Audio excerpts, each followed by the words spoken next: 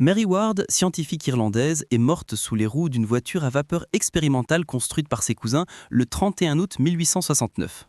On pense que c'est la première victime d'un accident de la route. Aujourd'hui, des milliers de personnes meurent chaque jour dans des accidents.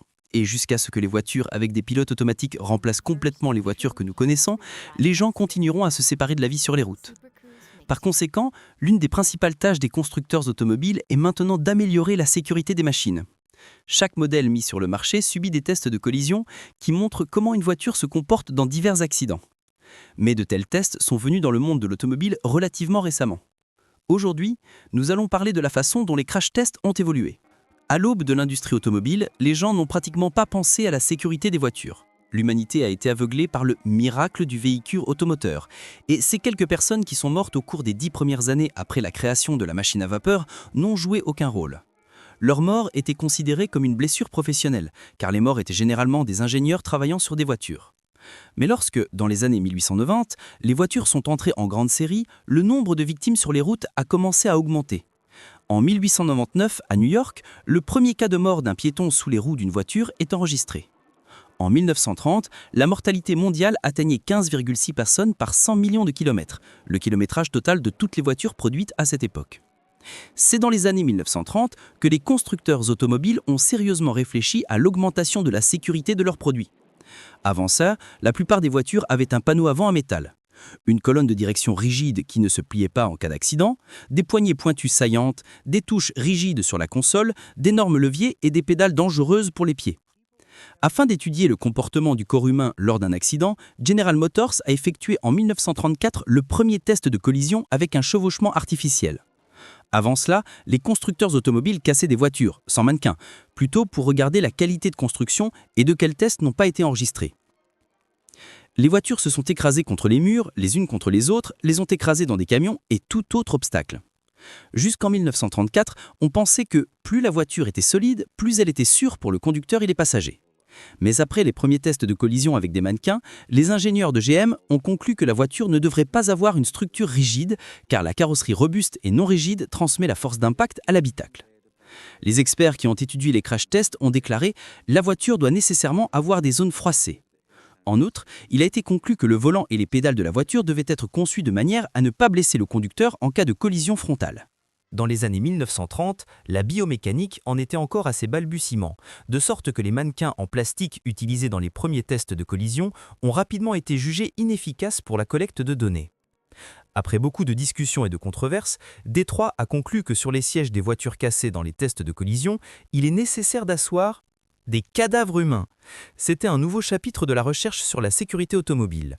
Sur les sièges du conducteur et du passager des modèles GM, les cadavres de personnes âgées blanches décédées d'une mort non violente ont été placés.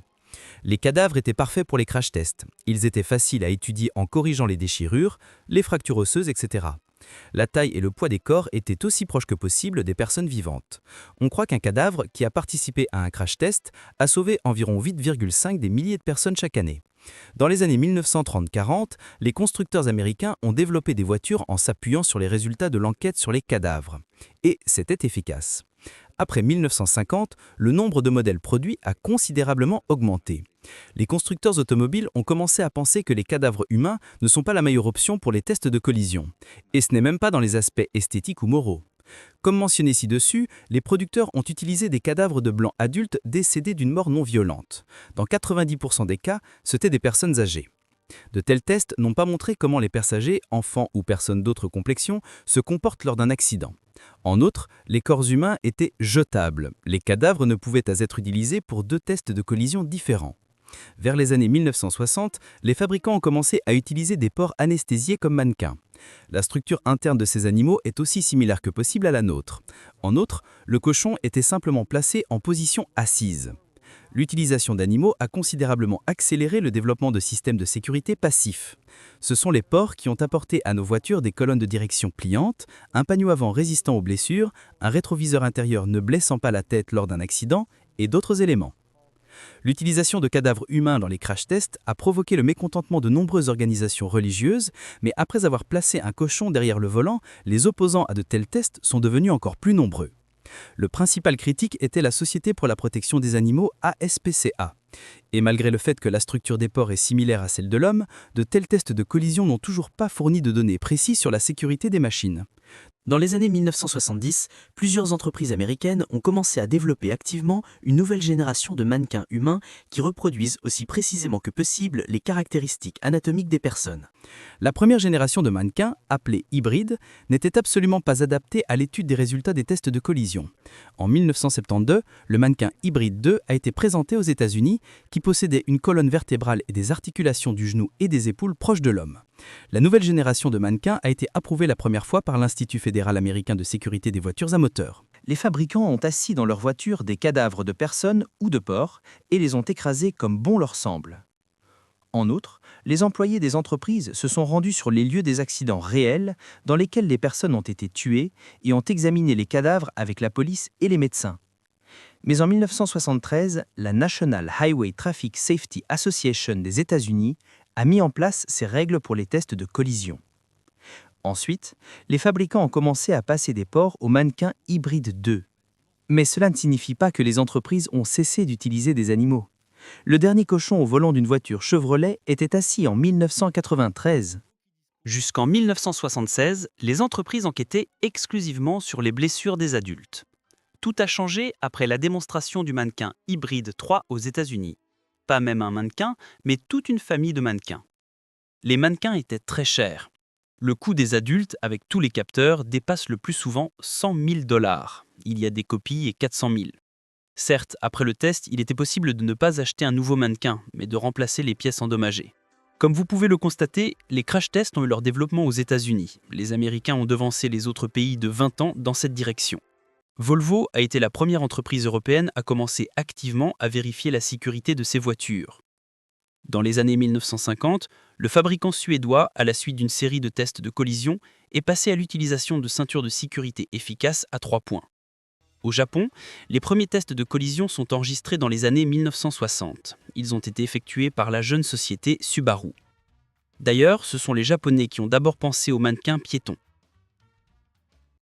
La Commission européenne Euro NCAP effectue 3 principaux types de tests. Une simulation de collision frontale avec un chevauchement de 40%, un choc latéral simulant une collision avec un poteau et un coup de fouet lors d'une collision arrière.